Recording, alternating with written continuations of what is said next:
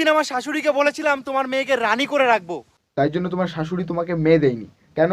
কারণ শাশুড়িকে আপনি করে বলতে হয়, তুমি করে নয়। গরিব ছিলাম তো, এতটা অপমান করেছিল তোমাদের আমি বলে বোঝাতে পারবো না, এক্সপ্লেন করতে পারবো না। তুমি গরিব ছিলে ভাষার দিক থেকেও, ভাষার দিক থেকেও। আর আজকে ওনার মেয়েকে 10 লাখ টাকার গাড়িতে ঘোরাই, হাতে যে কটা ফোন আছে আইফোন ছাড়া একটা ব্যবহার করতে দিই না। তোমার শাশুড়ি ওগুলা দিয়ে কি ভাজা খাবে? আর মেয়েগুলো কি ওগুলা দিয়ে রান্না করবে?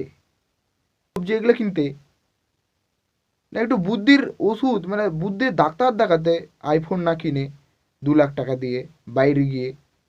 আইফোন?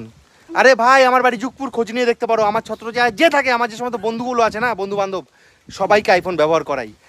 ওই পিছনে একটা ছেলে যাচ্ছে, নোকিয়া ফোন হাতে, সাদা, কাজ করে না ফোনের বাটনটা, ওই যে, হ্যাঁ ওটাই।